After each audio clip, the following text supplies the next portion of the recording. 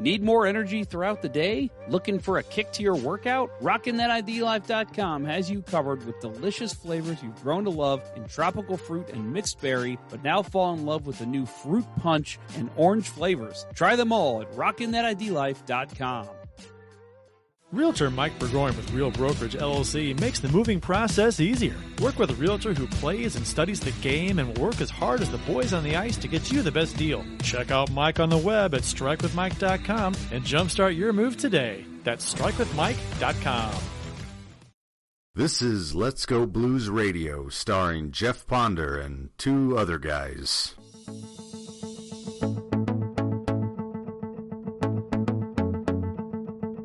What is the worst goal you feel like you have ever given up in your career? Oh, I gotta pick just one. There's so many.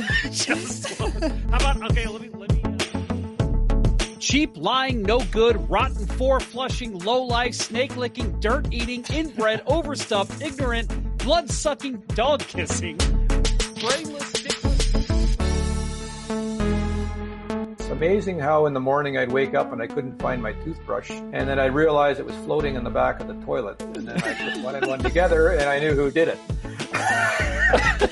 That was Gilmore. When a guy misses a slap shot, the first thing he does is look at his stick. Yeah, we do. It really has nothing to do with the stick. Now, the girls won't do that. The girls will internalize. They'll blame themselves when there's a mistake. Where guys Only Jokinen came down from I believe it was the LA Kings we were affiliated with at the time. And the guy just had just a rotten attitude. Never thought highly of him, from that standpoint. So, yeah. Summertime. Welcome to episode 22 of season 12. This is episode number 431, all time of the often imitated, never duplicated fantasy hockey draftin'. We're the original St. Louis Blues hockey podcast. Let's Go Blues Radio. Special thanks to our sponsors, RockinThatIDLife.com, StrikeWithMike.com, and CenterIceBrewery.com for proudly sponsoring the show. Please check them out. Also, don't forget to check out the t-shirt shop at letsgoblues.com for some well-designed and fairly priced blues-themed t-shirts. It's Thursday, October 5th, and we're streaming live on YouTube, Facebook, and Twitter. To interact with the show on social media, our handle on all social channels is LGB Radio. Just search for us and you'll find us. And if you haven't already done so, please like, follow, subscribe, ring the bell, buy a t-shirt from our shop, make a show that airs after our show called Let's Talk Blues Radio, or do whatever you can do to help us out.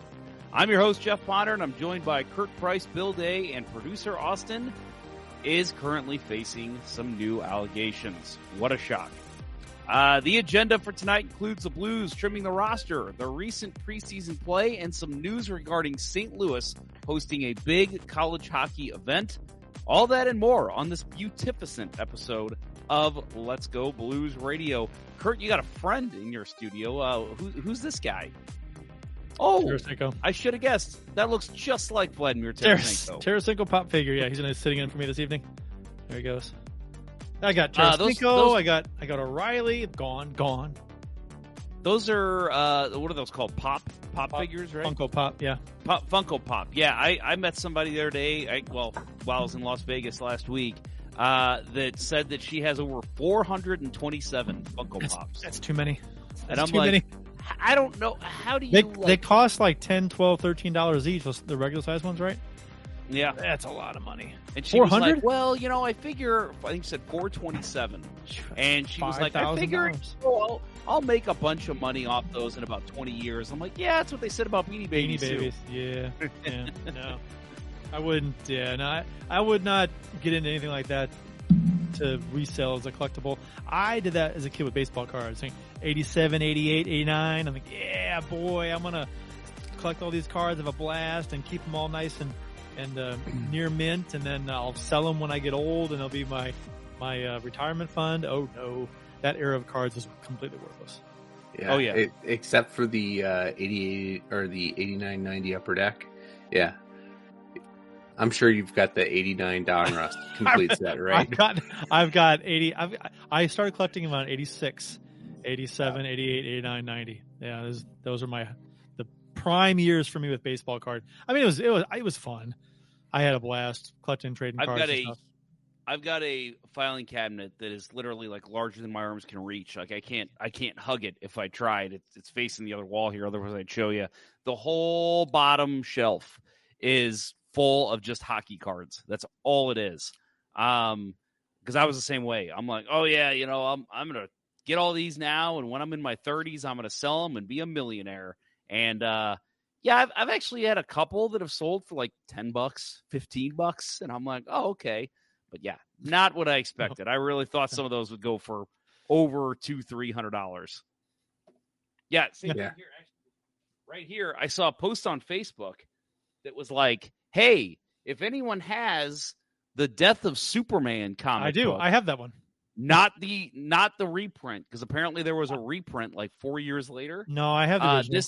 Somewhere. Yeah, so I do too. So that's what I'm holding right here. They were like, "Oh my God, this is selling right now for over $500 on eBay," and I'm like, "Fucking A!"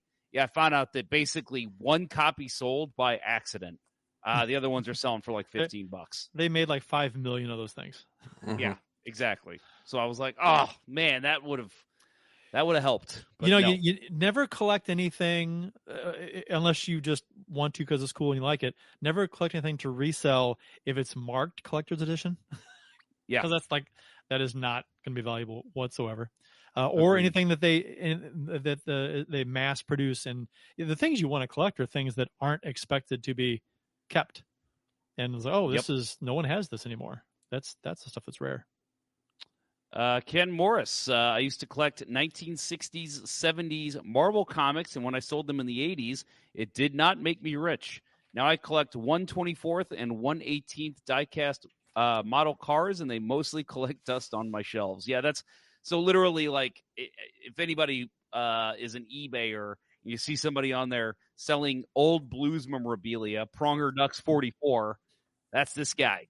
I've been trying to sell my old Blues memorabilia. I thought one day this is all going to be valuable. It is not. I'm selling pennants for $3 and old programs for $5. It's unfortunate, but whatever. Goldberg. It provided me a lot of fun when I was a kid.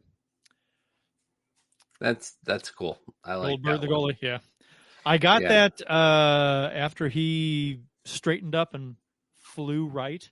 In his personal life, in a V formation. In a V formation, right? The Goldberg Funko Pop, got that one too. That's pretty cool. This is the only Funko Pop I have, and it's all thanks to a wonderful man on this show. There you go. There we go. Riley and Jonesy. All of mine are lined up here. Oh, you got them in the box. I have the entire letter Kenny set in the box. Oh, nice. I've got the boxes still, but I took them out. One more from Kent Morris. Ken Morris. Kent Morris is his dad. He said, finally got my 92-year-old dad to bed so that I could tune into the Blues Lads. Is that Cobra Commander? It's Cobra Commander. That's nice. Incredible. Yeah, there was one of Jeff Goldblum with his shirt unbuttoned, like in Jurassic Park. I really wanted that one, but I could not find it anywhere. Nice. Oh my goodness, Weird Al. Very nice. That's beautiful. Divide by Zero. Hey guys, can't wait for the season. We'll make sure you tune in next week. It's our season preview next week, so that'll be fun. Okay, Kurt. Good Lord. You know that this is not a Funko Pop collector show. You know that is? Take a guess. Marty McFly, right? No. What's in his hand? Oh, it's Zach Morris. There you go, Zach Morris. Yeah, there you go.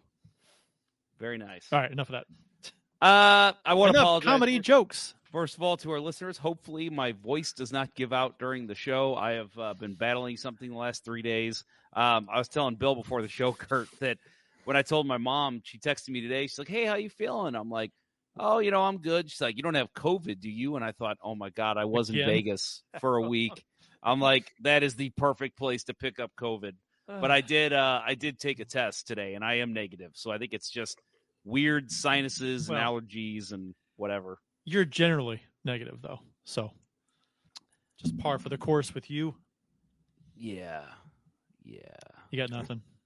Yeah. I thought you were gonna go the other way and make a joke about how I've had COVID 28 times. So that's where I thought you were going. So I was lining up a comeback for that, but you didn't go there, and so now I'm lost. Threw you a curveball. Yep. All right. Anything else from you, gentlemen? What's been going on? You guys been watching preseason hockey? I know, Bill, you said you were watching the Senators earlier.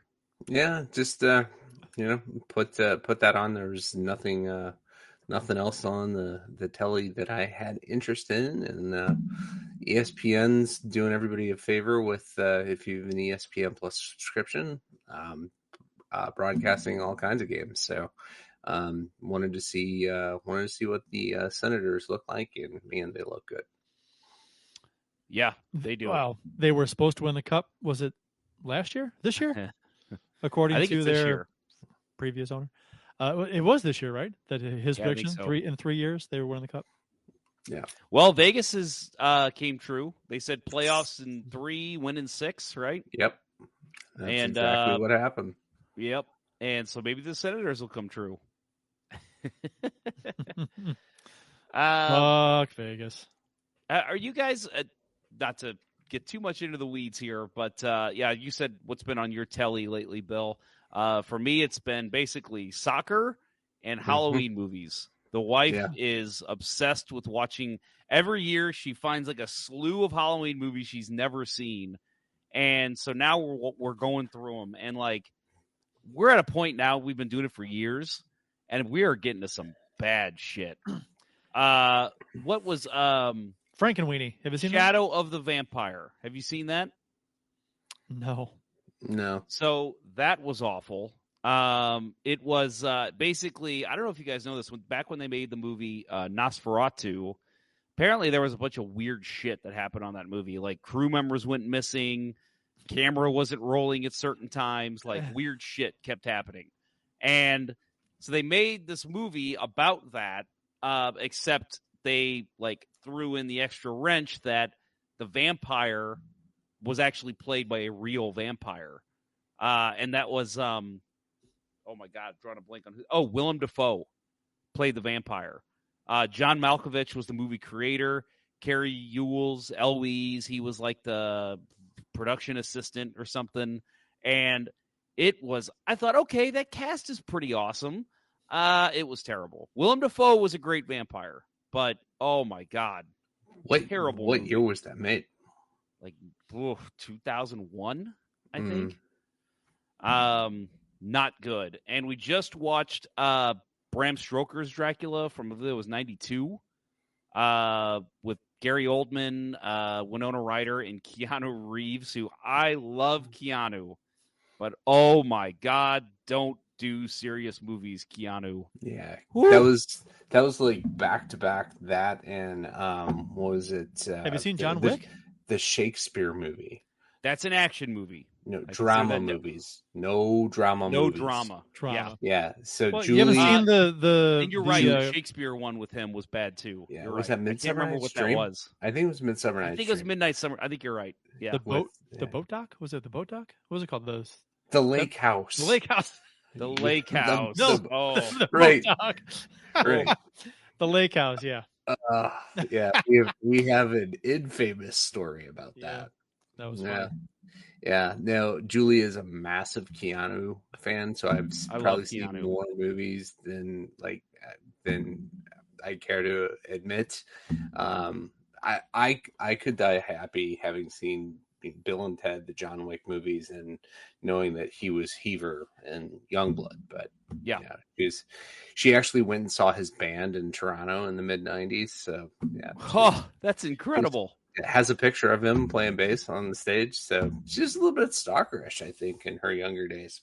No, I do. I love Keanu, and we've all heard the stories about how awesome he is, like as a person. But like, yeah, I was reminded about his brief foray into drama, and it's like, don't do drama, Keanu.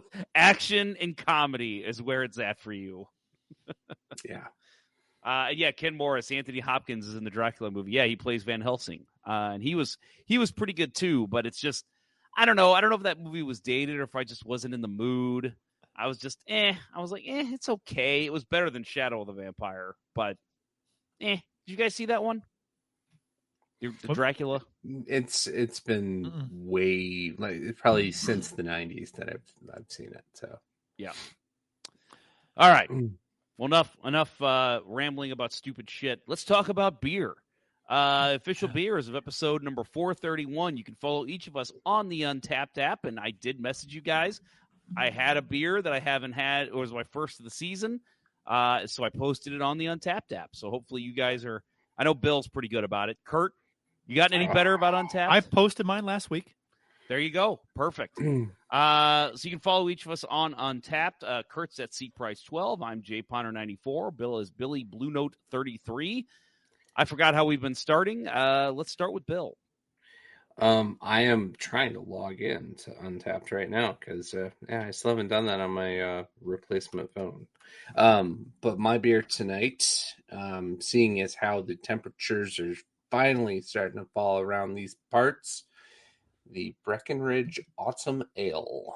It's a good one. This used to be my just go-to every night beer in the fall about 10 years ago.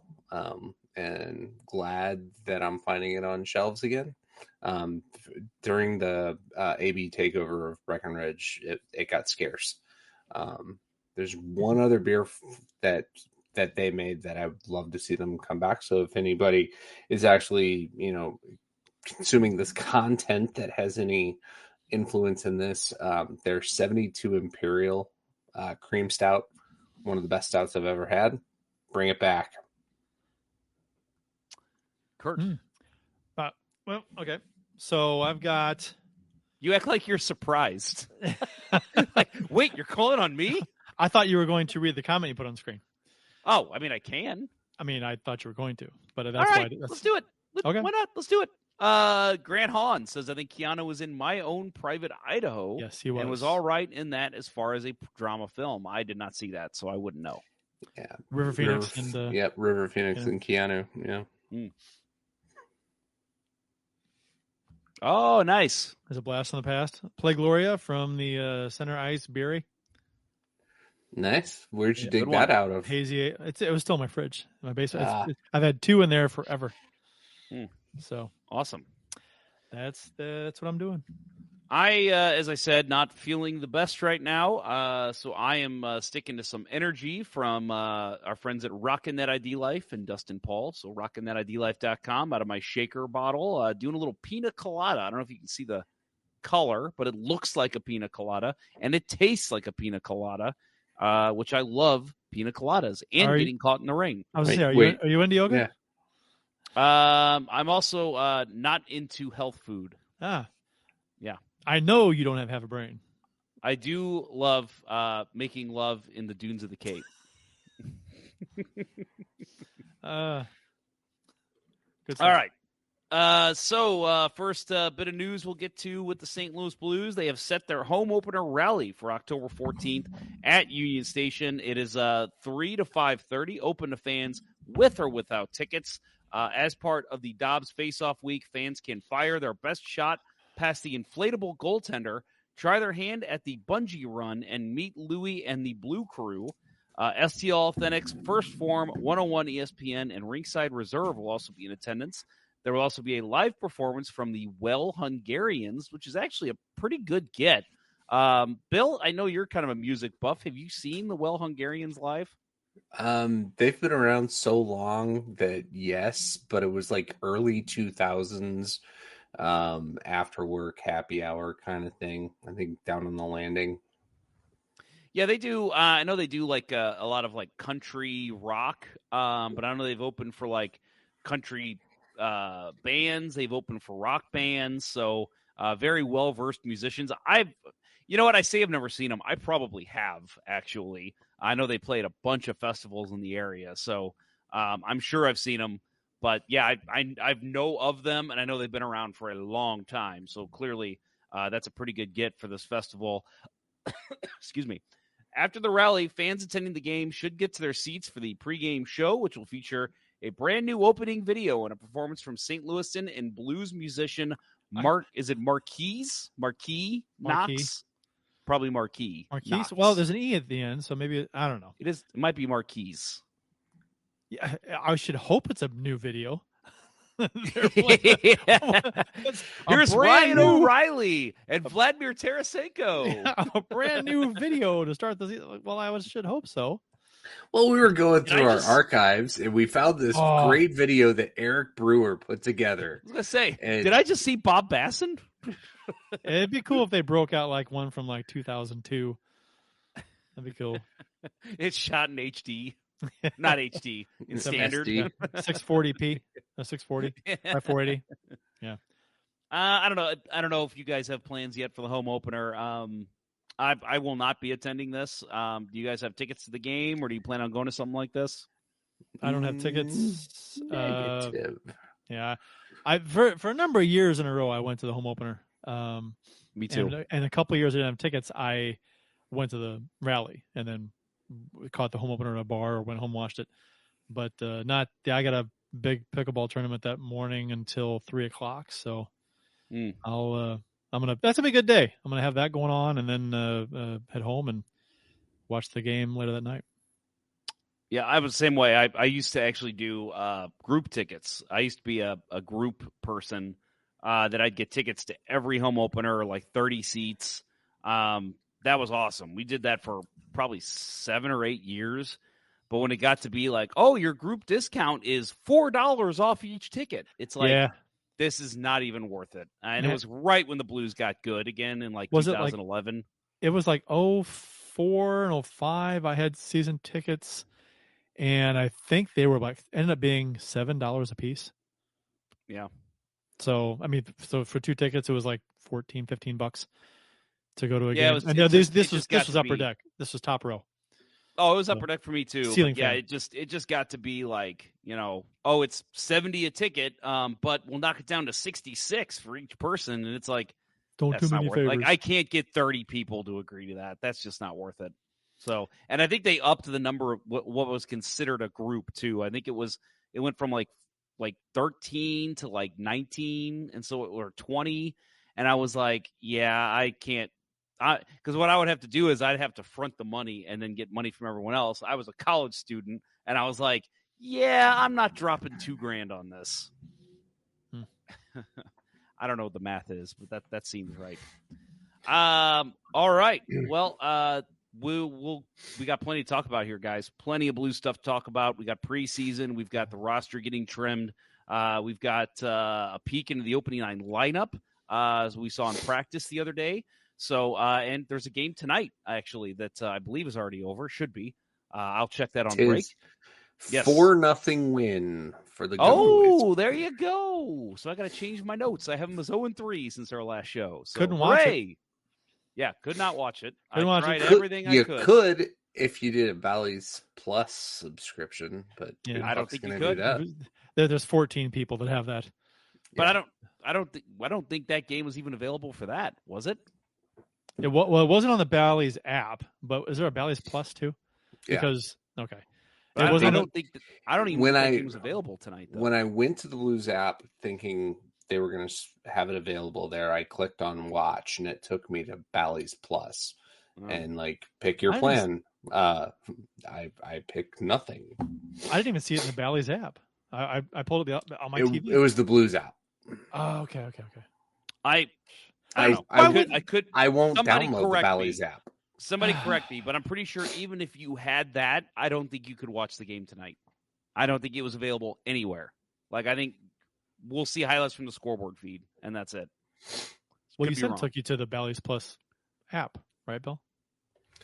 It did not take me to the app. It took me to it redirected within the Blues app and brought up Bally's Plus and made me sign in with my Spectrum account, and then said pick your plan with Bally's Plus, and I picked nothing.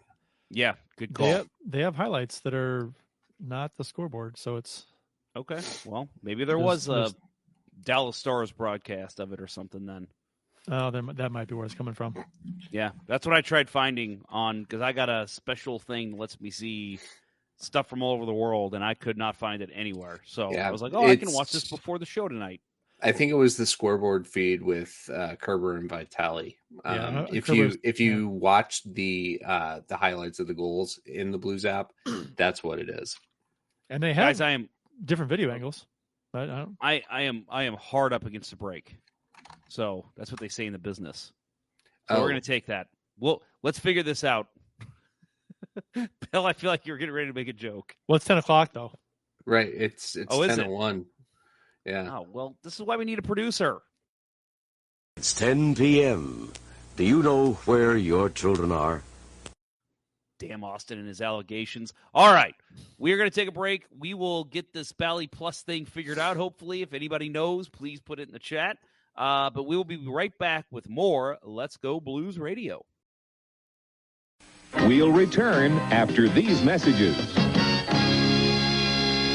Every beer league hockey night, I grab my hockey bag and sticks and throw them in the trunk of my car. And the very next thing I do, I mix up a boost of energy courtesy of RockinThatIDLife.com. It's formulated to break up its delivery in 3 ways, which helps me get through all 3 periods of hockey. Phase 1 provides a rapid onset of energy, concentration, alertness, and motivation. By period 2, I'm receiving a dose of sustained energy, increased focus, metabolism, cognitive function, performance, and feelings of well-being, which I need with the way I play. In Phase 3, I'm getting fatigue protection without jitters and crash, an elevated mood, and a reduction of fluid retention to help me make the big play when it counts. This same triphasic approach helps me when I drink it during work hours or simply just for a pick-me-up when I need it. Try one of the 4 energy flavors by visiting RockinThatIDLife.com, but make sure to email Dustin at RockinThatIDLife@gmail.com and tell him Let's Go Blues Radio sent you to receive an additional 10% off your order.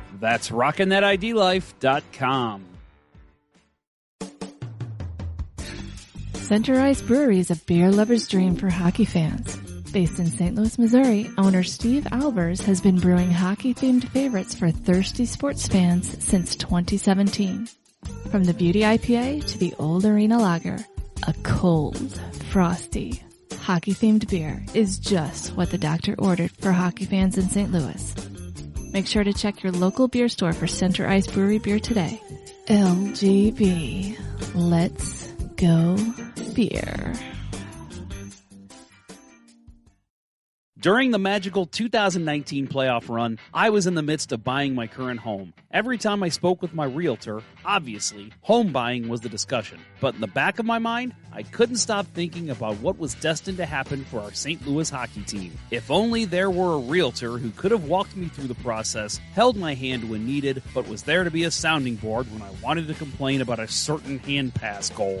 Let realtor Mike Burgoyne with Real Brokerage be that for you. He'll have your needs top of mind as he skates you through the home buying or selling process, dangling you past any obstacles and assisting on all your home goals. Check out strikewithmike.com for more information or give him a call directly at 314-753-4060. That's Mike Burgoyne with Real Brokerage at strikewithmike.com, and that number again is 314-753-4060.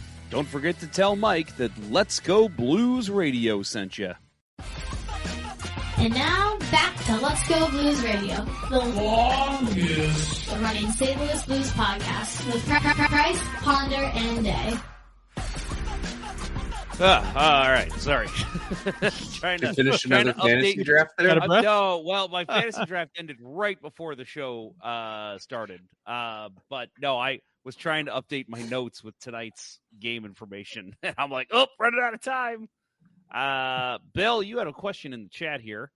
Our friend, this might be a new live listener, Trippin' Myself, says, Bill, how was the church gig? Was wondering how they were with no Peter Kops or Marty Wilson Piper. So it was back March or April. So it's a few months back. It was decent. I'll admit I hadn't seen the original lineup. Pushing a little too hard, I thought, on the new album for a 401k tour that it was, but it was a fun night. It was, got to see some jackass get too drunk and fall flat on his ass right in front of us. That was Those fun. Were always fun. Which I mean, it's a church show. Everybody there's like, over 40 at least, and yeah, people still trying to do too much at concerts. I get that. And it was the first time I was at Del Mar Hall. It's, I still haven't been there. I've heard it's a nice venue. It's a square room or a rectangle of a room, and it's not bad, but. Have you been to the factory in Chesterfield yet? No, but I did see an article this week that talked about how that is the place to go. So the Down Syndrome Association of St. Louis, they have their trivia night there. And it's actually, I know last year, and I think the years prior, it's the largest trivia night in all of St. Louis County, and surrounding areas, which is pretty impressive. But yeah, it's so big now, they hold it at the factory. And they're doing it again in November, which I'm very excited about. So, yeah, I went there last November and was just like, oh, my God, I got to see a concert here. It is an incredible venue. Very nice. Yeah. I think Pixies have played there the last couple times they've come through. I think so. I wouldn't mind seeing them at that size venue. So I want to say, weren't they here like last month? Mm-hmm. Yeah. As I say, one of my coworkers went and saw them. Yeah, said it was fantastic. Yeah, Julie's a huge Kim Deal fan, so doesn't like the current touring lineup. But yeah, I'm always down for a Pixie show. So, Ken Morris getting back into hockey. He says, I wonder how many games Malcolm Subban will play with the Blues this year. Kurt, your response is dead on. He says, hopefully none. That would mean our goaltending is good and healthy. Yeah, he's the third string goalie, so. Yeah. The only reason he would get up is if Binnington or Hofer have a mental breakdown or one of them gets hurt. So we'll see. Hopefully none, but who knows? Yep. And then Joshua McDonald adds to that question. I really hope Hofer can play about 30 games, if not more. I really think Binnington got overplayed. I'm with you, Joshua. I think especially Joshua.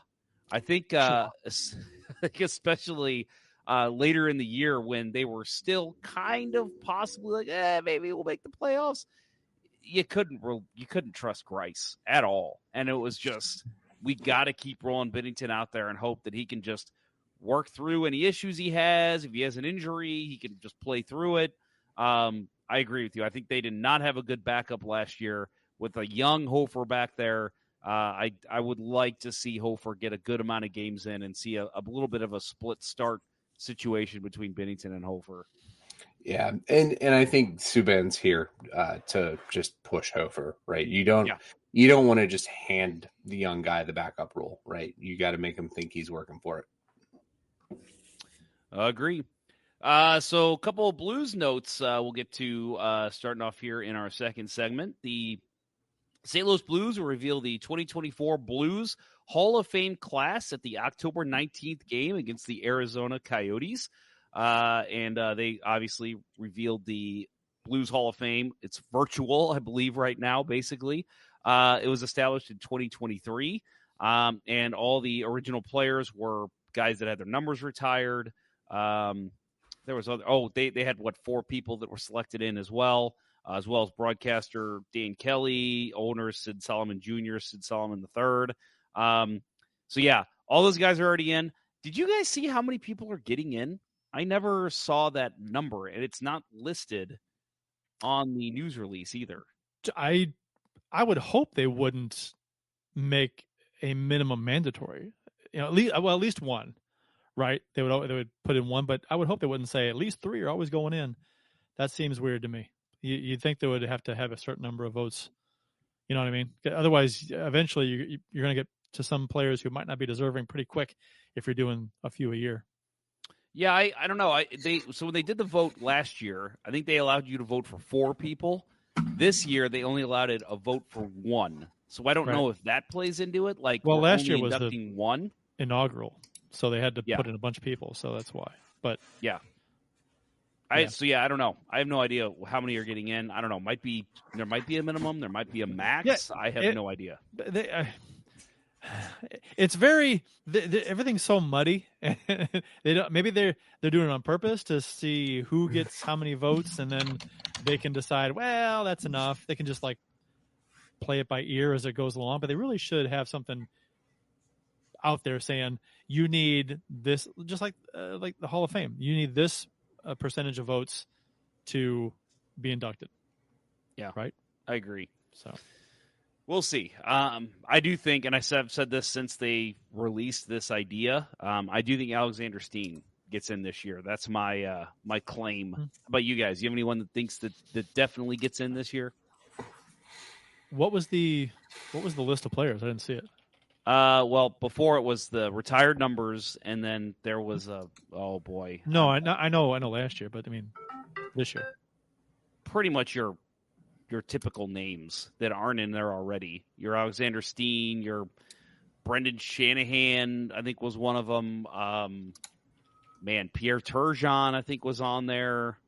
I don't know. I'd have to look. I don't even know how to find it, honestly. Let me see if I can find it. St. Louis Blues Hall of Fame. Inaugural class of 2023. Oh, that's already, those have already gone in. They don't have it. There's nothing on their Hall of Fame page that says. Yeah, they had a vote up and it's already gone. Like they don't even have like here's the people that are potential to go in. They don't have anything like that. Oh, this is the class of 24. I'm sorry, I was looking 23.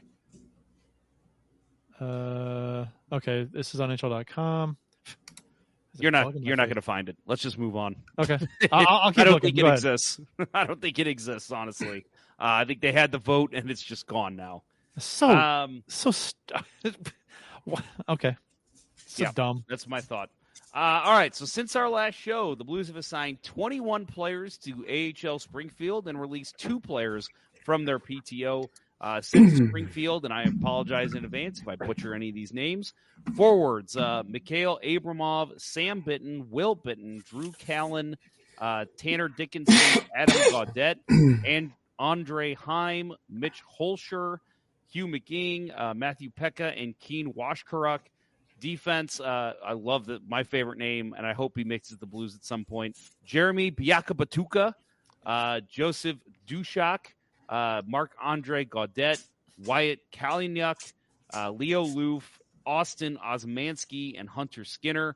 Goalies, Will Cranley, Colton Ellis, and Vadim Zherenko. And then players released from their PTO, forward Nick Ritchie and defenseman Andy Walensky. The Blues currently have 34 players on their training camp roster. Most notably, still remaining, some names here that I think they're wanting to definitely get some longer looks at: Zachary Bolduc and Zach Dean, as well as Matthias Lafayette, Josh Jacobs, Matthew Kessel, Anton Malmstrom, and Malcolm Subban. I made a note here that they still have 12 defensemen, which is clearly 6 more than you need. Really, technically, 5 more than they'll have on the roster.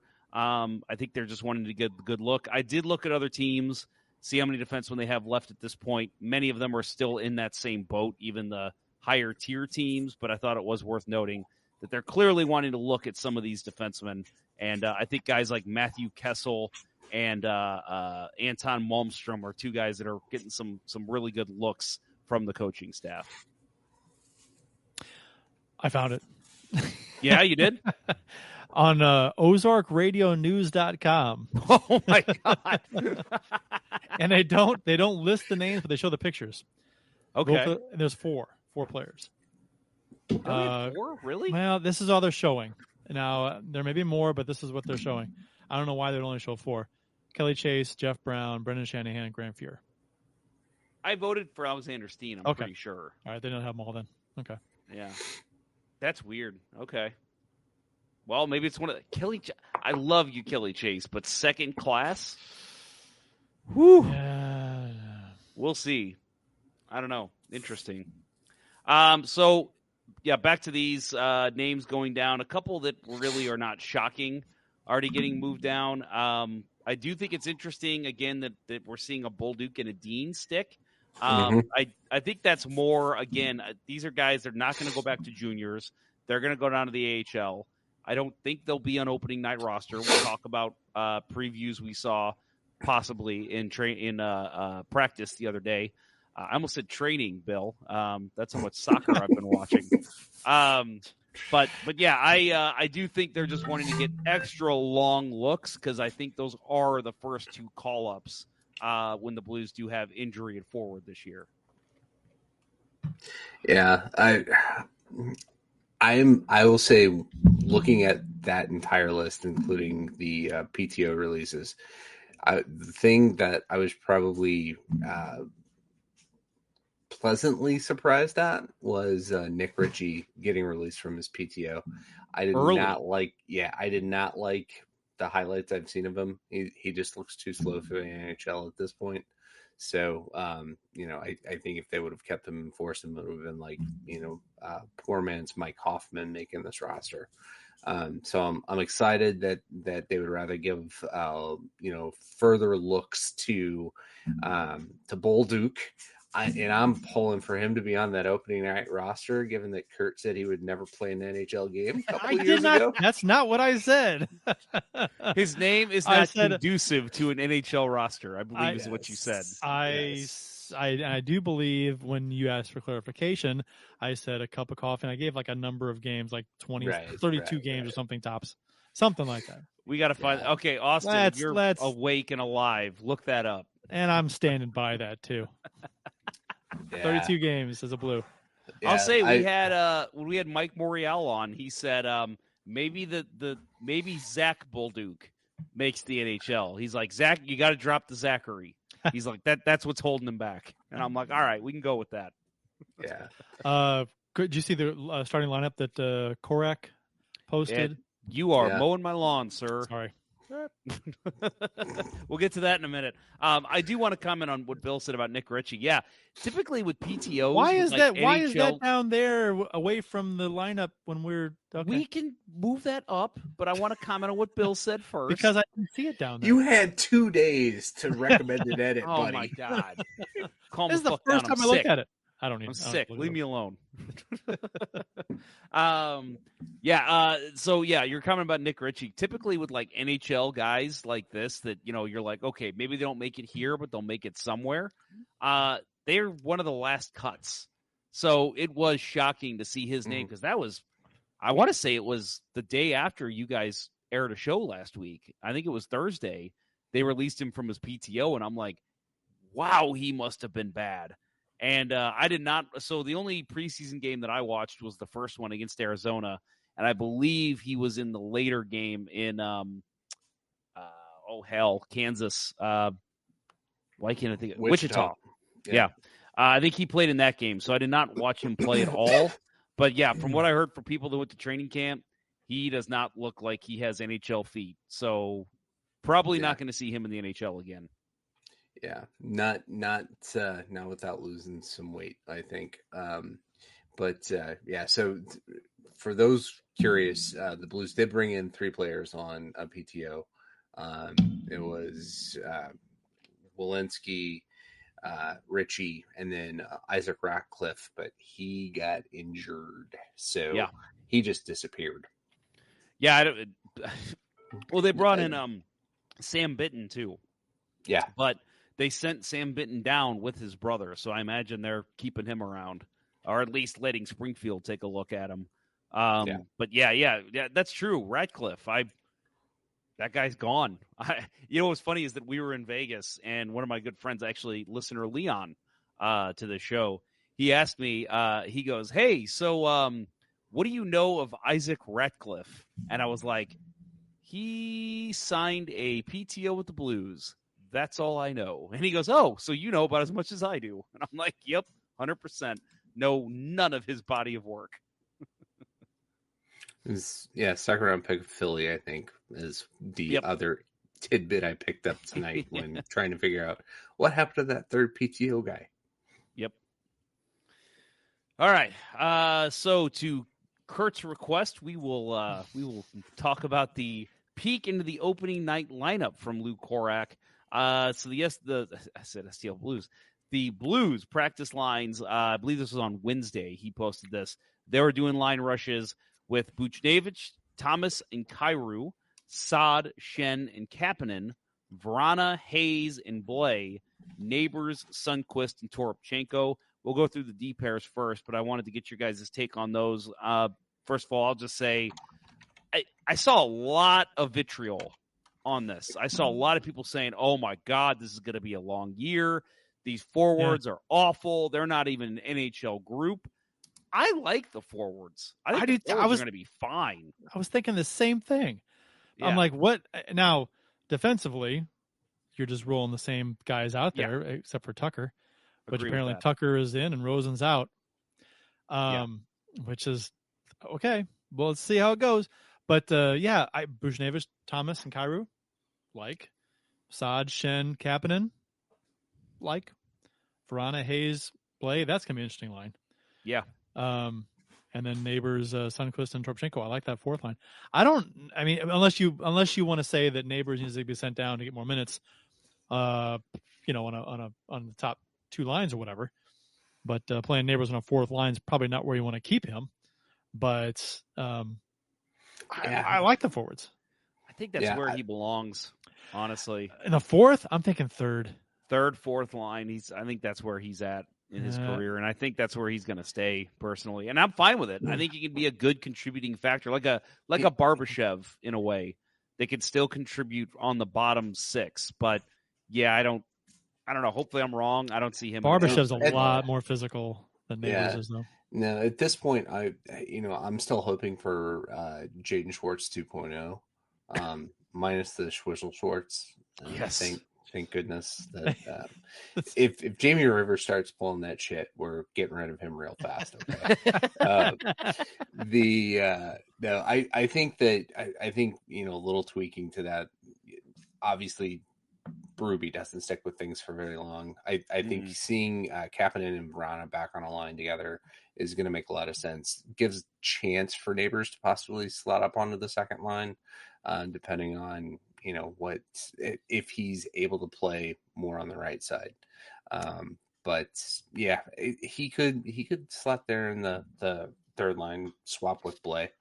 Blay's good third or fourth line, but he was effective on the fourth line last year. If you were to ask me where the hole is on offense, I would say I think they could use one more top six guy. I know that the reclamation projects last year of Vrana, Kapanen, and Blay was phenomenal. We all loved them. To me, the weakest of those three guys was Kapanen. I think I saw some things that made me see, okay, this is why Pittsburgh put him on waivers. I don't think he's a bad player. I just think top six, I don't think so. I think he slots in pretty well on your third line. So if this team somehow is pushing for the playoffs, I think that is something they'll look at, is maybe another winger that could fit in on their top six, because maybe a David Perron, right? Because I do think that is one slight hole, I'll say, but I think top to bottom, that's a pretty good forward group. I like it. Yeah, there's nothing glaringly wrong with the forward. Now, the defense is... Yeah, let's talk about the defense. Yeah. So there's four pairings that we're doing line rushes. Leddy and Parayko, which fucking stop. Good God. We tried that enough last year. Did not work. Krug and Falk, fucking stop. Scandella, Tucker, and then Perunovic and Bortuzzo. Somebody else talk, please. What about Perunovic and Parayko? What about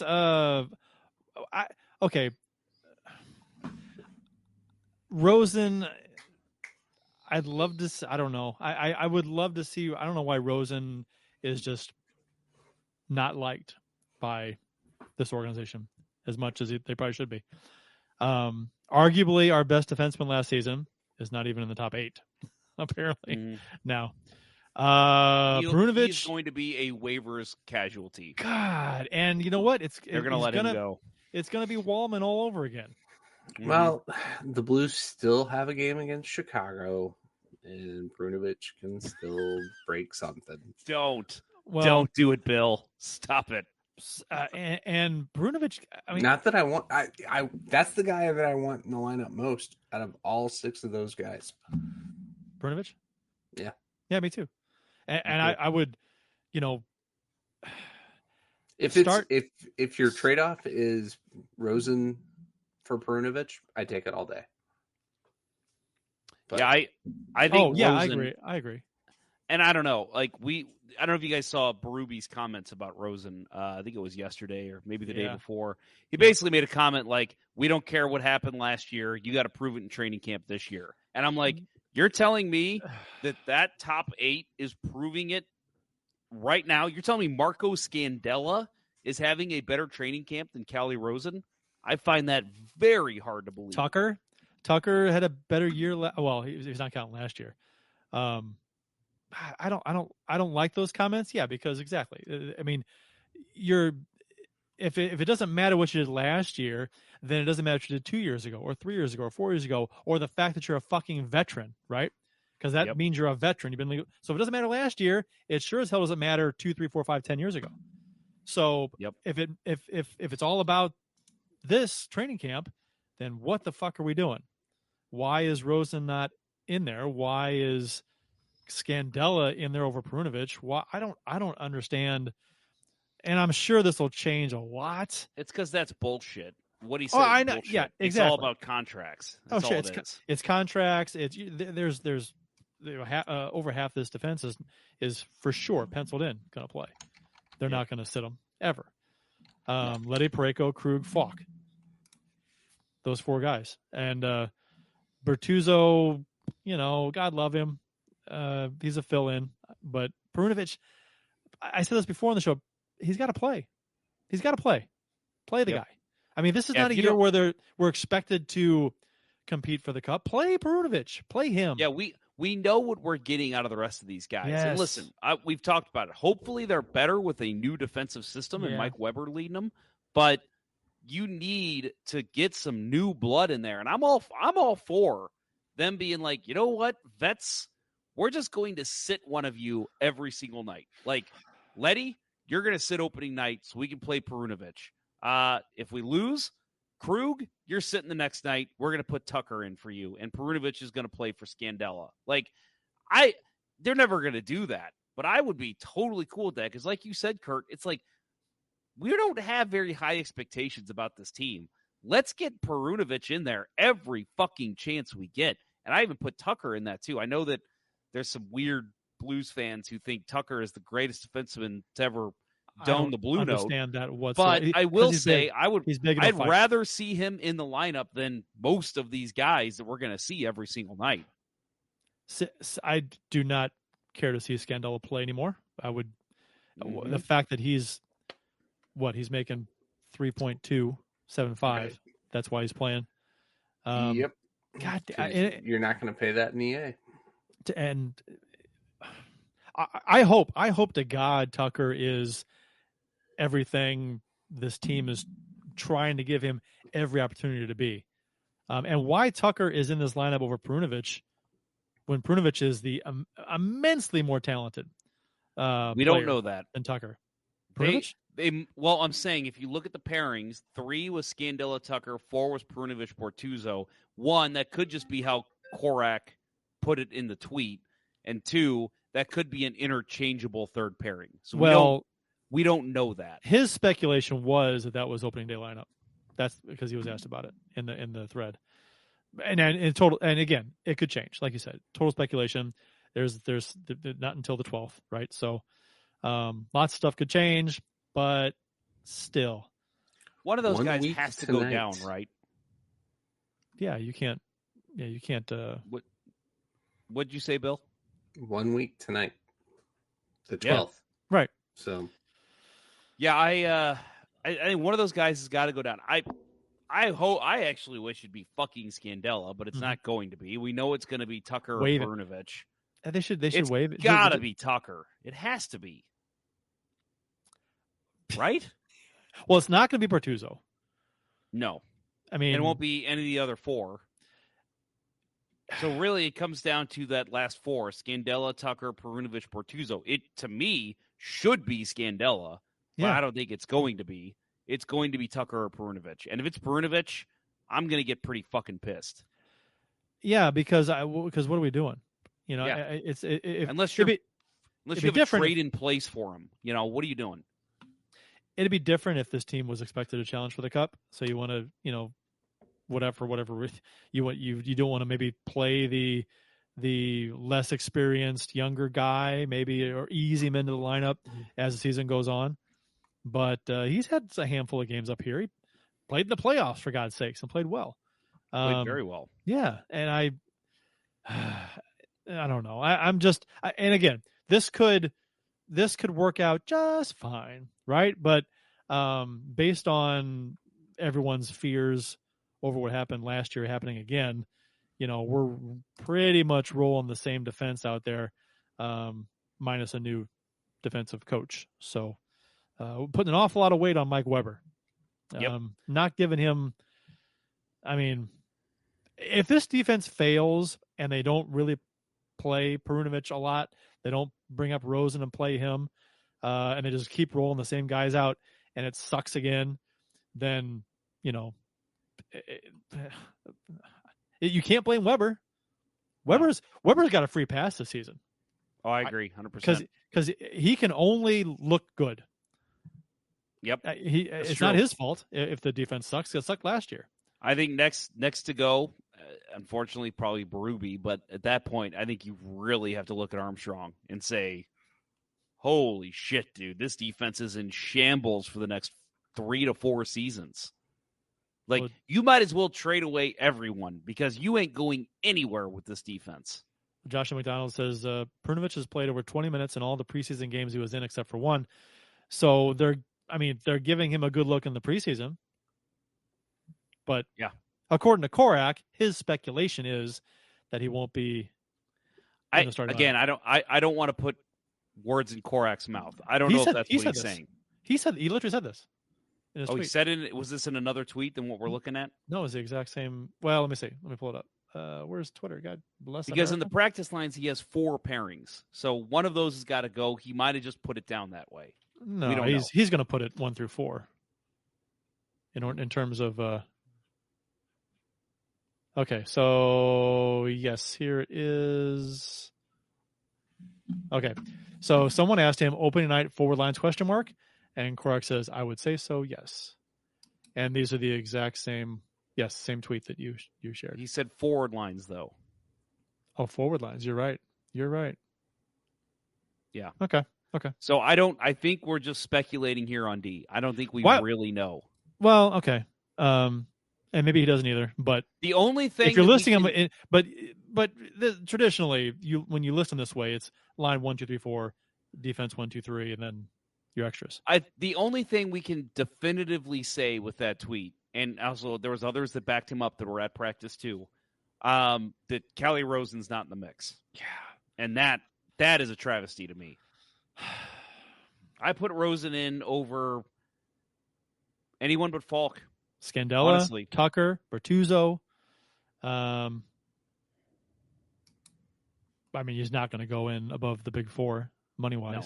But out of the bottom 4, he plays above everybody. Yep. Divide by 0. Are they trying to sneak Rosen through the waiver wire? There's no such thing as sneaking through the waiver wire anymore. People know who he is. A team like Toronto already got a really good look at him before they let him go. So yeah, I think he is going to be a casualty of the waiver wire because of the defensive contracts this team has. They can't hold on to everyone. The only way he doesn't, I guess, by sneaking through the waiver wire, it's meant that, you put him on waivers at the same time as a bunch of other players, like the whole league does. And, yeah. And he gets lost.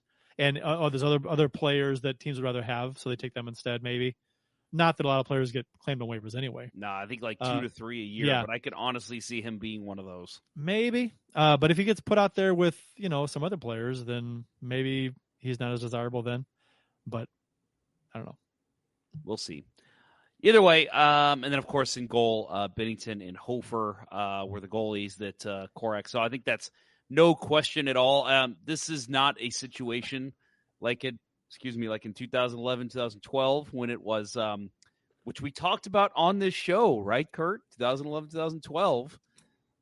I remember us having this conversation with Jeff Quirin that they brought in Brian Elliott to push Ben Bishop. And guess what? Brian Elliott ended up pushing so hard, he pushed Ben Bishop out. Yep. So this is not going to be that situation. Malcolm Subban, Bill, I think you said it earlier, he's there to push Hofer and make sure Hofer stays on top of his game because he knows there's an NHL goalie waiting to get his chance. And from what I've heard, Malcolm Subban and Jordan Binnington are apparently very good friends.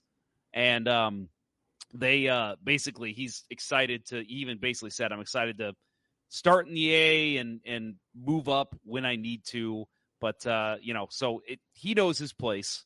But I'm happy to have him there. It seems like a good team guy. But, yeah, it is Hofer's backup net until he loses it. I'm optimistic about the goaltending. Me too. As a whole. I mean, I think, yeah, Binnington's been up and down, had up and down seasons. But, based on his play last season, I think his consistency is coming around because I'll have this debate with anybody about his play last season, about how he was much better than the numbers showed. But, so I'm not too concerned about him. I am concerned about the defense in front of him again. But yeah, I'm cautiously optimistic about Hofer. I mean, a lot to like about him. So, hopefully he has a nice full first season in the NHL and hope it doesn't play too much. Cause, what was the comment in the chat? 30 games? 30 games. Yeah. Yeah. Hope so. I'm fine with 30 games. Hope 25 to 30. I think that's good. That gives Binnington plenty of rest throughout the season. That includes all back-to-backs. Like, I think that'd be great. Yeah, and most importantly, no Thomas Greiss fiasco this year. Yeah, right. Thank God. That was such a weird situation. Is Prunovich waiver wire exempt? Yeah, divide by zero ass. Okay, I don't know for sure. If one of you guys want to look it up, that'd be awesome. I think he's got a games played minimum in the NHL that he is going to be able to sneak through waivers, but I might be wrong on that. So I don't know if you guys want to look up waiver eligibility, but I think he would be able to pass through. I think Tucker too, but I could be wrong on that. That might depend on, I don't know, eligibility. I don't know. Sorry, we should know that, but we don't. You guys don't know it offhand, do you? I'm looking it up. It's Austin's job. Waivers it is Austin's job. Cap friendly. Let's see. Oh, go ahead and look it up. We can move on. So preseason, Blues have gone 1-3 since our last show. Thursday they lost to the Chicago Blackhawks 2-1. Goal from Robert Thomas. Goalies in that game were Joel Hofer and Will Cranley. Hofer stopped 19 of 20. Cranley 12 of 13. Shots were in favor of Chicago 33-25. Saturday, they played in Independence against the Kansas City Scouts. I'm just kidding. They played the Dallas Stars. That was a 4-3 loss to Dallas. Goals from Braden Shen, and Alexander Bolduc, who will never make the NHL. Goalies until he changes to Alex. Goalies. No, you said Alex. Zach. Yeah, Zachary. There was an old Blues draft pick way back in the day, Alexander Bolduc, who never made the NHL. So he finally made it. Yeah. So goalies, Colton Ellis stopped 13 of 16. Jordan Binnington 12 of 13. Shots were in favor of Dallas widely in this one, 29-15. Monday, 5-3 loss to Columbus. Goals from Jacob Vrana, Sammy Blais, and Jacob Vrana. Goalie Joel Hofer stopped 34 of 38. 34 of 38. Yeah, because there was an empty net goal. Shots 39-39, so a shooting gallery in that one. And then just ended tonight as we went on the air. Blues versus Stars. Blues won that one 4-0. Goals from Robert Falk, 2 from Robert Thomas, and 1 from Jake Neighbors. Goalie was Jordan Binnington tonight getting the shutout. Shots were 28-24 St. Louis. So I did listen to the show last week. You guys talked about shots against kind of being an issue. I'll tell you my thoughts on that. I'm okay with it in preseason because maybe these guys are just trying to get acclimated to the new system. So if they're going to give up a lot more shots, and maybe they're just shots from the outside, we're not watching these games. If they're allowing shots from weird angles, and I know Bennington gave up a couple bad ones last year, but it's also because he was facing 40 shots a game. If they're just giving up bad angle shots, that's fine. So you got to hope that's maybe what's going on. Anybody who's watched these preseason games, I didn't watch any of these. I know some of them were streamed on the Bally's app, but I just could not find the time to watch them. You guys watch any of these games? Only I watched the Hawks game. Didn't watch any of the other games. So what was your take of the game you saw them play against the Hawks? Boring as hell. Everything was still super slow motion. And I mean, it was interesting getting to see Bedard play, and he's two kind of under the radar assists in the game. But yeah, it was just definitely a preseason game, and not enough to get me excited to go out and watch another one over the weekend. So that's kind of how I was after watching the first one against Arizona. Oh, good, Kurt. I guess you got an answer. We'll get to that in a second. I just want to say that with the Arizona game, that was the first preseason game for both teams. Oh my God! Like I was watching that, and I'm like, and I know this is totally being exaggeratory. Is that a word? Exaggerating. I don't think so. I don't think it is. Totally exaggerating here. But I'm watching that game, and I'm like, good Lord, my summer league team could keep up with these guys. Like they looked so slow. Passes way off the mark. Goalies just not cutting down angles. I'm like, oh yeah, this is a throwaway game behind the barn in fucking Ontario. Like this is a bad game. So I imagine it got a little better by that Chicago game, but still working out the kinks. So to answer Did by Zero's question, doesn't Perunovic have to go through the waiver wire? He does. He is not waiver exempt, according to Cap Friendly. And exaggeratory, according to Merriam-Webster Dictionary, is not a word. Thank you, producer Kurt. Yeah, it should be a word. Exaggeratory. I like it. But Cap Friendly has a nice waivers calculator, and you can choose the team. You can choose waiver exempt, waiver required, or all players. And waivers required, we've got Perunovic, we've got let's see who else. McEachern, which Rosen is waiver required. So Tucker. Does it say? I'm sure I think there is somewhere actually on Cap Friendly that tells you why players are waiver exempt and not. But we don't have to get to that tonight. It goes by, let's see, when a player is reassigned from the NHL to the AHL, they must pass through waivers. On this exempt, waivers allows any of the other teams to claim that, this tool determines when a player will no longer be waiver exempt. Age is defined as the following. So it depends on the age, when you sign your contract. Let's see, waivers, FAQ, plains a whole explanations. Let's see. Man, it's a long thing on what makes there's a waiver. lot. Like I said, we don't have to go through it, but it is on Cap Friendly for anybody who wants to look it up. I'm so glad, Kurt. I know you were a hockey nerd back in the day too. I'm so glad we don't have like the Group 1, Group 2 free agents. Remember that shit? Yeah. Oh, that was so confusing. Like this guy's a Group 1 free agent. This guy's a Group 3 free agent. I'm like, what mean? The fuck does that even mean? They've even got stuff in that. They've even got stuff in here for the COVID shortened season. There's rules for that with, games you played during that, prorated. Oh, wow. Yeah. It's capfriendly.com/waivers -FAQ.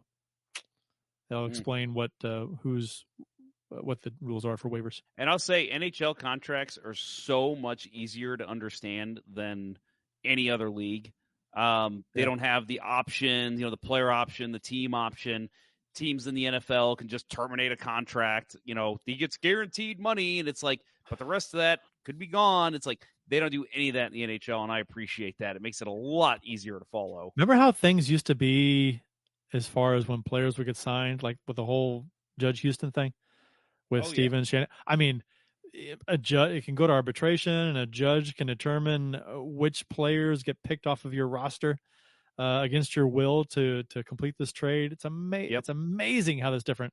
And how about if you the Blues were able to sign Shanahan, or no, the Blues were able to sign Shanahan, and because they didn't have the number one picks, the draft picks. They didn't. The number one that needed to compensate. They had to go to. That wouldn't even be allowed to be done today. It's just so absurd. Well, and we talked about it. Like, imagine something like that. The fans would be in an uproar. Like, can you imagine if the Blues, I don't know, let's say the Cup year, the Blues signed Pat Maroon, and they were just like, oh, nope, that wasn't allowed. He still had rights with Anaheim or whatever. And they're like, okay, you just acquired Ryan O'Reilly. You got to send Ryan O'Reilly to the Ducks. That's maybe a bad example. But it's like, can you imagine how fans would have felt? Like, what the fuck? You're sending one of our players away because they signed one of the other guys? Like, what the fuck? It was Scott Stevens, the premier defenseman who was had just entered his prime. Yep. Right? I mean, he had a long. And then prime. He goes on and wins a couple Stanley Cups with New Jersey. It was 3, wasn't it? I think so. Maybe 2 or 3. Yeah. But he had just entered his prime, and he had a long prime. He was so dominant and so good. Well, a left-handed defenseman. Can you imagine? We've talked about this too, and maybe that doesn't happen. But having a left-handed defense, 1-2 punch of Stevens and Pronger. You know what we should do? You know what we should do? We should do like an in-depth show and just do a lot of research beforehand and say, what would this team look like? What could this team have looked like then and down the road had New Jersey accepted Brind'Amour and Curtis Joseph instead of going to court and then getting Scott Stevens? That massively changes this franchise. You know what? And you know what else? That massively changes the New Jersey franchise. Yes. Do they draft Martin Brodeur? I mean, that's a good Steve Dangle show, like the whole trade tree he does with this stuff. Yep. That'd be like, what if? We should do a what if show. Oh, we've talked about that. That would be fun. We've talked about doing a what if segment. I think that'd be a lot of fun. Yeah. Maybe we should. Yep. Hey, new season's coming up. Let's hypothesize. We'll do a what if. We got to get rid of something else though, because we can't be doing 3-hour shows. That's true. We'll get rid of something.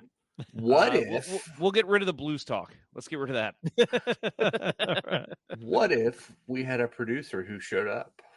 That'd be nice, huh? Yeah. All right. So another big news item. This one just relating to the city of St. Louis. St. Louis is going to host the ACHA National Championship in 2025, 2027, and 2028. They have an option. Is that drag racing? No, it is not. You're thinking of NRHA, I believe. NRHA, yeah, sorry. Yep. They also have an option in 2026. I think that's the city's option to host it in 2026. Is it NHRA or NRHA? NRHA, I believe. National. This is the ACHA. Yes, you were right, Kurt. National Hot Rod Association. And HRA. Okay, yeah. I know nothing about racing. I know very little. Apparently, a little more than you do. The fact that I even had the letters right, I'm pretty proud of myself. You did. You just got them all mixed up. Se12 Community Ice Center is going to host most of these games. Thank God, they need the revenue. The Maryville University Hockey Center in nearby Chesterfield, they're going to host the overflow games and practices during the 2022 ACHA National Championships, and will do so again for the ACHA's future National Championship events. Se12 previously hosted the 2022 ACHA National Championships and will host the upcoming 2024 ACHA Championships presented by Flow Hockey from March 7th through March 17th, 2024. So mark your calendars for that. Dates for all years are listed currently on the Blues website if you're interested in seeing all those dates and marking your calendars.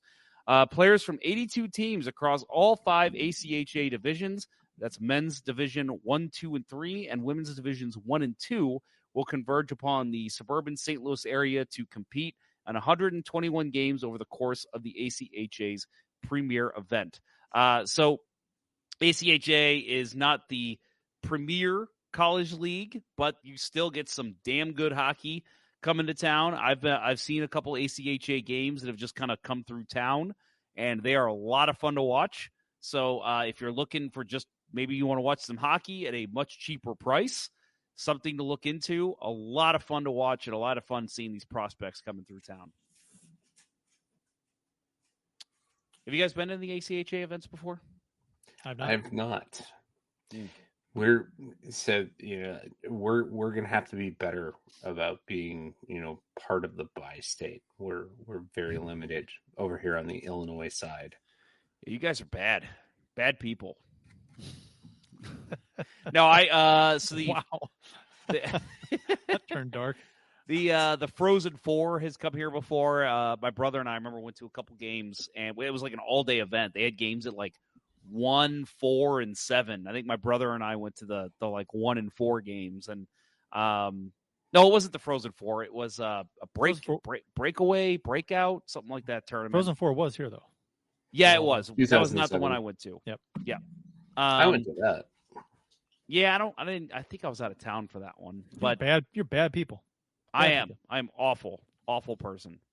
Just ask people of Vegas. By the way, I can't Mark because Stone. What happens there stays there. Fuck Mark Stone. Yeah, fuck I just him. want to say that. Asshole. We don't have that to talk about here, but I was at that game. Clean ass hit. For those who don't know what we're talking about, he got hit in a preseason game by a Kings prospect, and clean fucking beautiful hit, just gorgeous hit. And of course, my friends and I were at the game, and we're like, somebody just fucking rock Mark Stone. We all hate him. And what he did, we cheered like it. Like that's the only time we cheered the whole game. Like we didn't care. We were there to just hang out and have fun and watch the game. When he got hit, we all stood up and started applauding. So yeah, we got some looks. But yeah, after the game, he make some comments like, "Oh, yeah, he's just trying to make a name for himself. We'll never see him again. He's never going to be in the NHL." And it's like, shut the fuck up, dude. That was a clean hit. You can't take it. Get off the fucking ice, you loser. I mean, it is hockey. It's a rough sport. You don't like it. I mean, he's crying about a check in a hockey game. Get the fuck out of here. That's exactly what it is. Get the fuck out of here. Yeah. Crying about a clean hit, which he got up from and was fine. Yeah. So it's one thing to get rocked like that and to get up and grab the guy and like, wow, and to maybe go at it just because, hey, wow, you laid me out. Okay, now I'm going to defend myself. That's different than jumping up and acting all like outraged that you thought the hit was dirty or late or something. I was like, no. It's two different situations. Like if you're going to go after somebody because they hit you and you just want to get them back, or two, if you think it was dirty hit and it wasn't, that was just lame. Well, like the people I saw defending Stone, nobody said it was dirty from what I saw. Like I'm sure there were some that did, but the people who were defending Stone was like, well, his point is that this is preseason and like you don't need to be going full steam. And I'm like, heck, clearly you have never played hockey because there is no letting off the gas when you're in a game. Like, yeah, there's times when you're maybe up 12-1 and you'll be like, okay, guys, let's just get to the buzzer here. But like especially when you're a guy trying to make the NHL, there's no letting off the gas. You're going full steam. You're skating hard. That's hockey. So if Mark Stone has a problem with it, don't fucking play. Stay off the rink. I got something here. Whoops. Crap. What happened? I'm going to share something here. I don't want you to move on past it. So is this Mark's? Is this is this what you're talking about? Yeah, let's see it. What are you guys doing? This is supposed to be an exhibition. You understand? An exhibition. Yeah, exactly. This is supposed to be an exhibition. This is supposed to be an exhibition. Dude, when I saw people saying that on social media, I'm like, come on. Like, I don't care if it's 2 rookies or 2 40-year-old guys on their teams. Like, this is still hockey. You're on the rink. Like, you don't think like, oh, I should let off. It's preseason. That's not how your mind works when you're playing hockey. Good Lord. One note for anybody who maybe, again, is considering going to this game, if you're maybe living in the Carolina area or traveling to it, start time, there was an adjustment for the January 6th game at Carolina. It was at 6 o'clock Central Daylight Time. It is now at 7 o'clock Central Daylight Time. So just wanted to make that note for anybody who, again, maybe was traveling and thinking about going to that game. That will be 8 o'clock local time when that game starts. Next up for the Blues, Saturday versus Chicago at 7 p.m. And they are in St. Louis for that one. I believe it's on the Bally Sports app. So that is the last preseason game, folks. Next week, season opener, Thursday at Dallas. And, of course, we will have our season preview show, the start of season 13 on that show. So make sure you tune in for that on Wednesday. But, yes, Thursday at Dallas, 7 o'clock. Excited. The summer is finally over, and we are starting some Blues real hockey coming up here soon. Rapid fire tidbits from around the NHL. The ESPN, as I like to call it, ESPN announced new Frozen Frenzy for NHL games. It's basically their answer to NFL Red Zone. They'll reveal it on October 24th when all 32 teams will be in action. I think that's the first time of the season. All 32 teams will be in action. John Butchergross will host.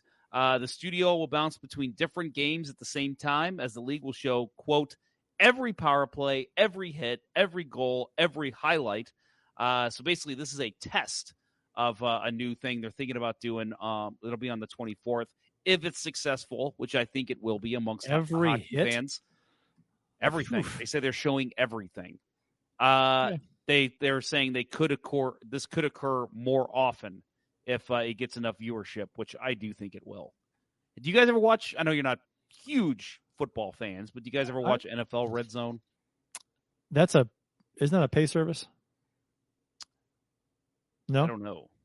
I have no idea. I've watched it. I watched back in the day when they first introduced it, when you could only get the NFL Sunday package on DirecTV.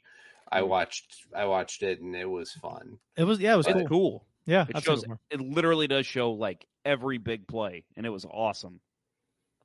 This will be harder to do with hockey, just because to me, maybe I'm wrong, but because there's no stoppages. Like with football, it's like, okay, that play was a dud. We don't need to show that. That was a big catch. We need to show that. With hockey, it's like there's so much that happens in a game that it's like the flow is just constant. In the NFL, there's like, what is it, 7 or 8 minutes of actual game time?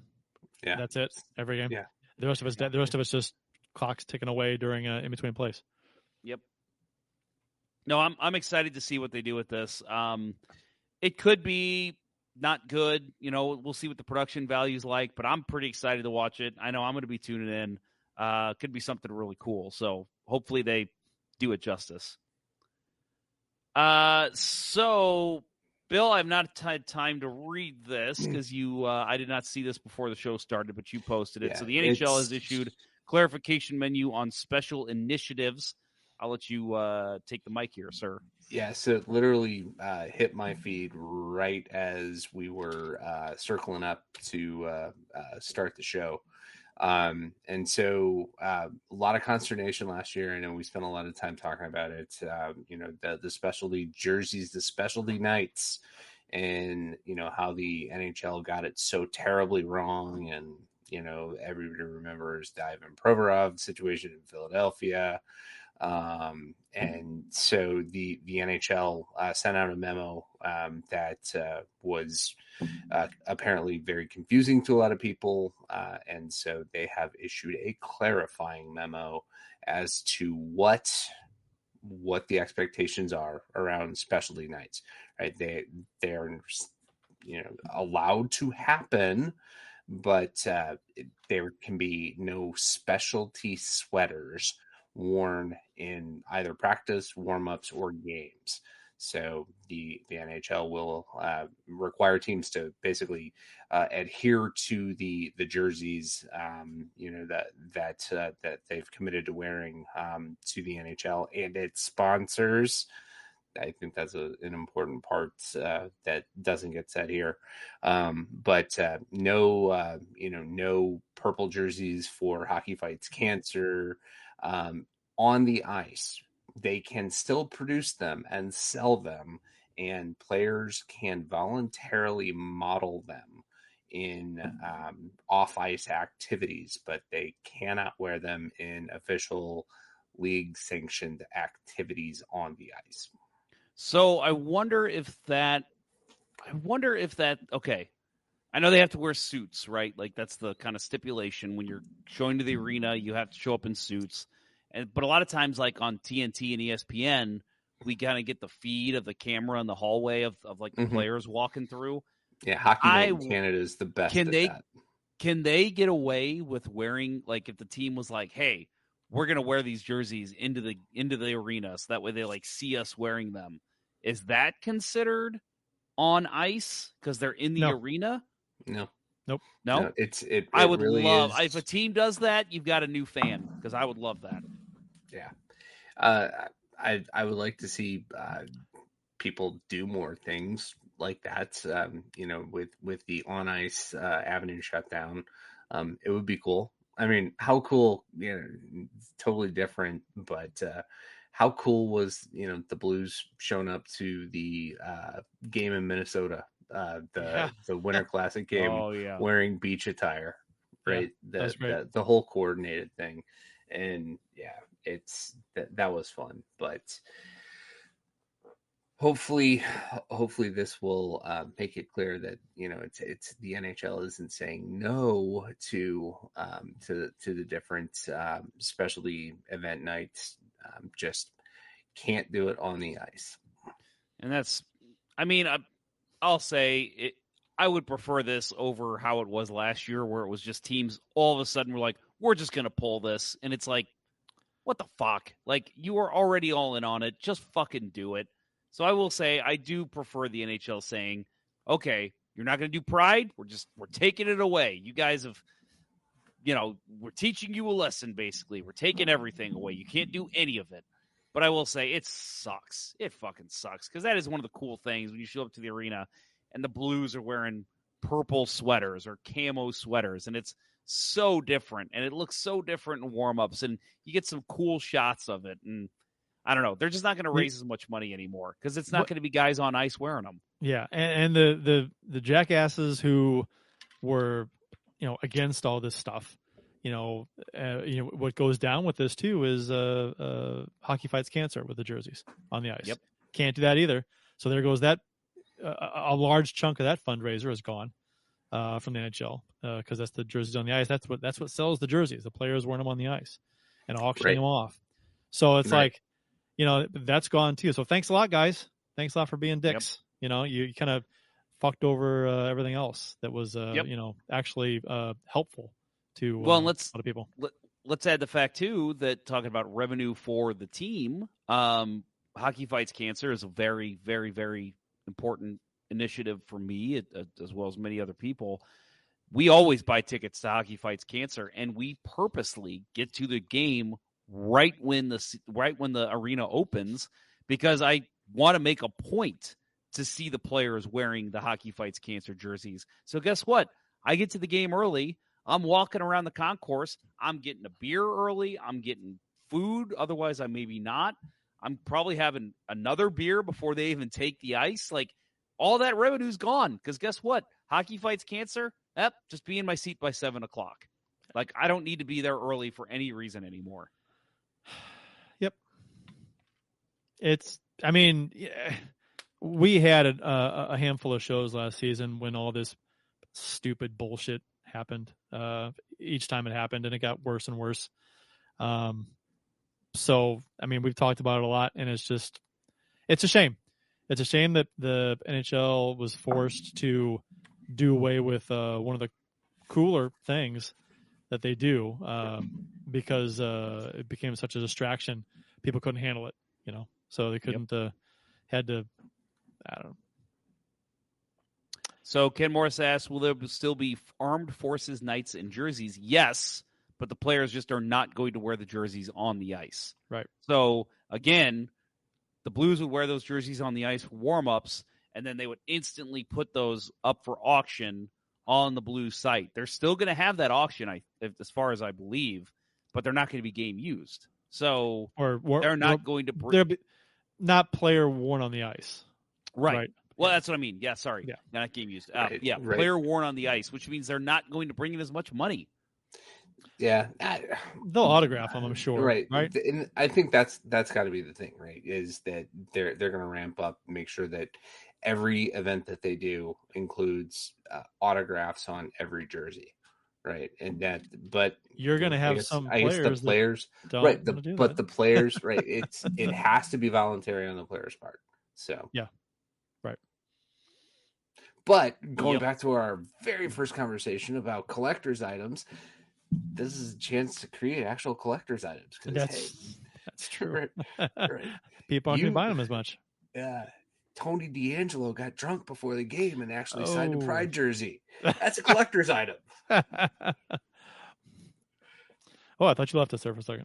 Yeah, well, I'm trying to get my camera to refocus because it's blurring me out now. I must not like how I look. I don't know what happened there. All right. Well, I think that's it, guys. Anything else you want to add before we close her up? No. No. He's not the best color man in baseball for nothing. No, I'm the season preview show next week, right? Mm-hmm. So looking forward to that. We keep saying the 11th. City doesn't play that night, do they? But I don't know. If it doesn't matter. It doesn't matter. At this point, it's not a playoff game.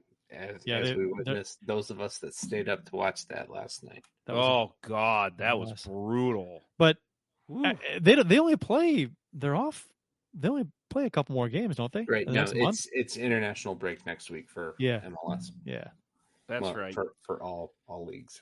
But so the schedule's so weird compared to other sports in the U.S. It's just hey. I think it's refocused. I think I'm good. Maybe no, you're still off. Doesn't matter. There you go. There we go. But yeah, looking forward to it. We'll put together some nice stuff for next week to kick off season 13 next week. And I think we are going to have a what if segment. So we'll do what if. Yeah. Maybe we should start a Slack channel where we have those topics posted. Yeah. That's for us, for nobody else. Things just brought that up off air. Things to do this season. Incorporate a what if segment. How long that's going to be and what exactly we talk about, we have no idea. But it's going to be what if. And I'll add for anybody listening that maybe you or a friend or maybe your business is looking to advertise. We have at least one spot open for advertising on the show this season. We have very affordable rates. We'll gladly pass those on to anybody interested. Probably the best email address to reach out to would just be radio@letsgoblues.com. Correct, Kurt? Correct. Yes. So if you're interested, we are looking for at least one more to go into the season. So we'd love to have you. We have very great rates. And again, one of the best listener bases in all of Podcastum. That's right. I made another new word. Wow. Podcastum. Our rates are almost free, right? For small businesses. Yeah. It's close. Or big businesses. Yeah. So it's like a drop in the bucket. All right. Well, I'm going to give away our comment of the show. You win nothing. Good day, sir. Chris Burks says, "Do a Twitch like the youths."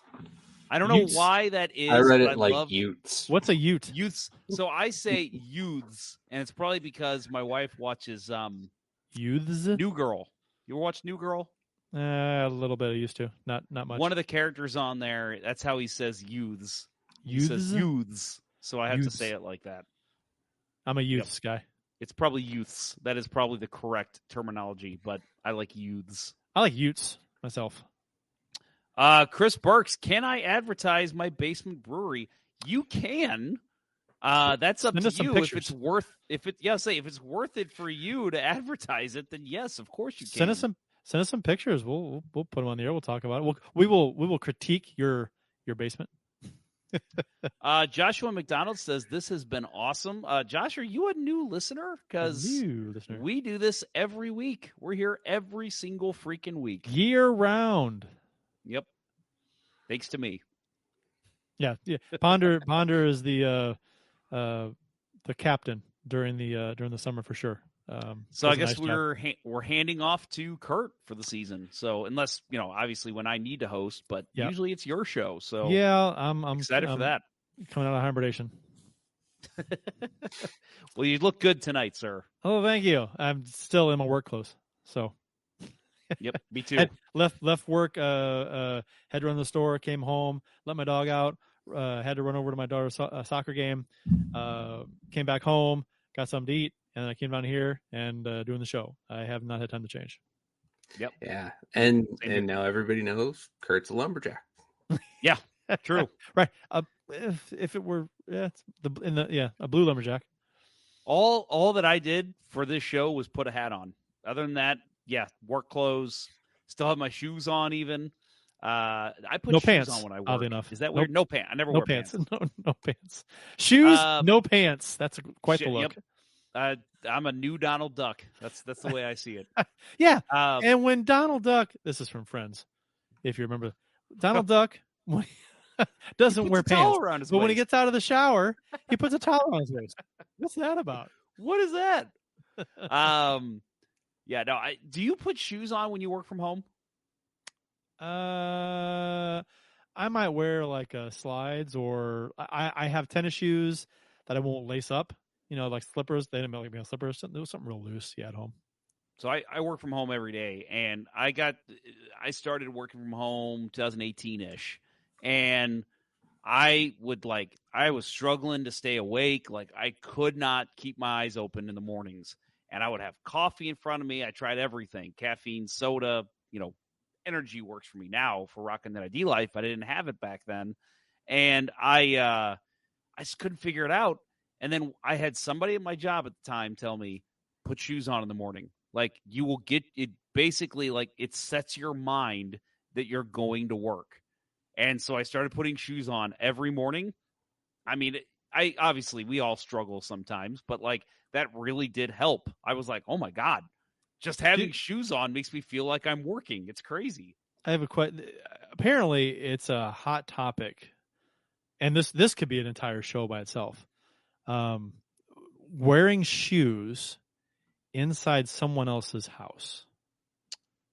You know what I mean? Like when you come in their house, how many times, okay, I'll say that. I'll phrase it this way. How many times when you walk into someone else's house are you asked to remove your shoes? How often does that happen? Once. And then I leave. I'm trying to think maybe one or two homes that I've been in my life actually asked you to remove your shoes when you walk in. And one was for a party. Actually, and I was like, I'm thinking, okay.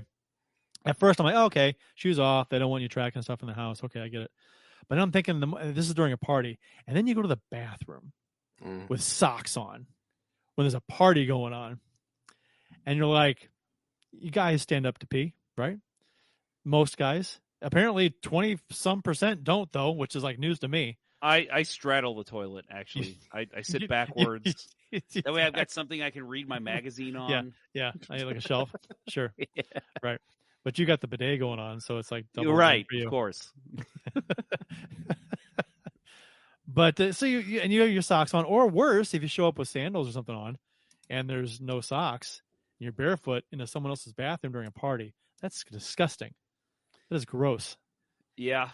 My mom was a big shoes off person. Yeah. Like if I walked in the house from school, she was like, take your shoes off. And like my friends would walk in, she'd be like, make sure they take their shoes off. She's not as big of a stickler on it anymore when we come over, but yeah, it depends on the house. My best friend, I go to his house just because I know I'm like, oh, I'm cool here. I take my shoes off at his house, but if I'm just going to like a random person's house, I don't do it unless they tell me. Right. And I have no problem taking them off if they want me to. It's their house, their rules, whatever. Chris Burks in the chat says, shoes in the house, big no-no. In some countries, Chris, are you from the U.S.? What country do you think this is? What country do you think this is? Good. Okay. But I'm sure there are segments of the country that do this, but man, not around here in the St. Louis area that I've experienced. Does it happen that often? Other countries, yes, I understand that it happens. It's quite common in some other countries, but it's just interesting to me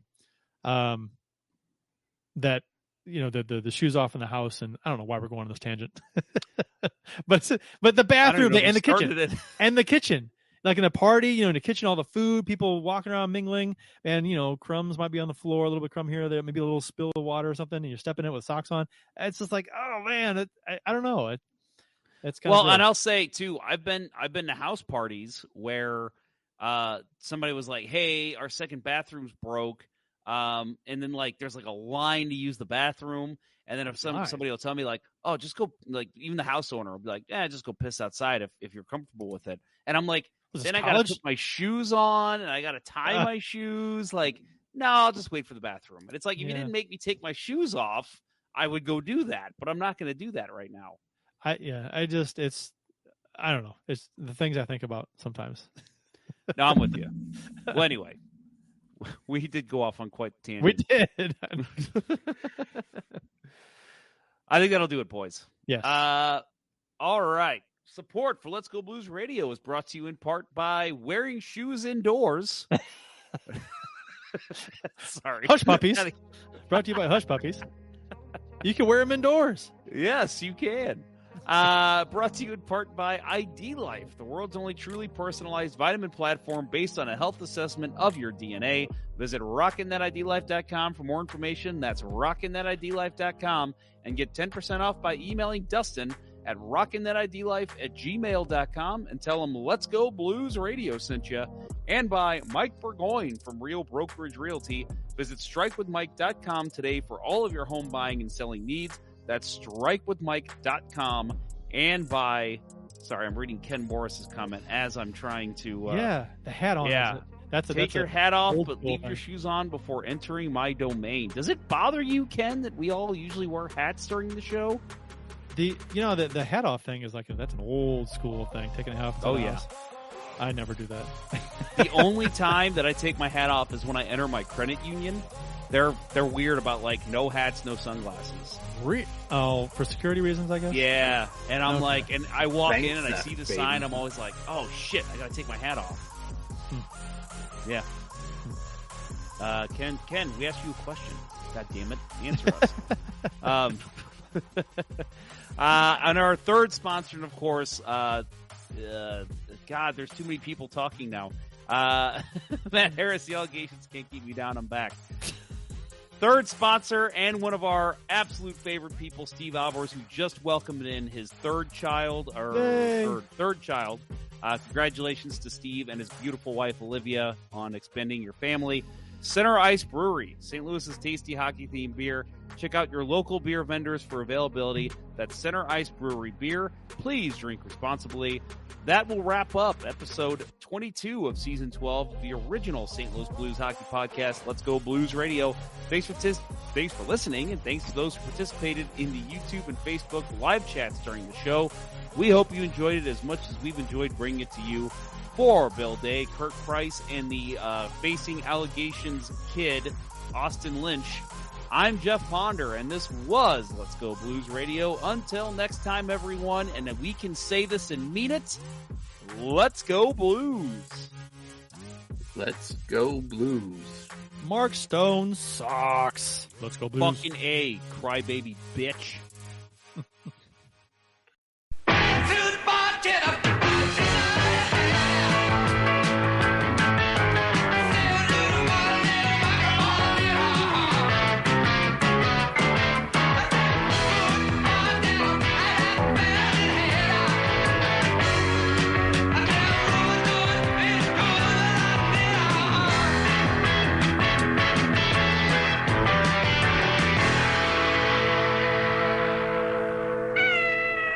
Sit, Ubu, sit. Good dog.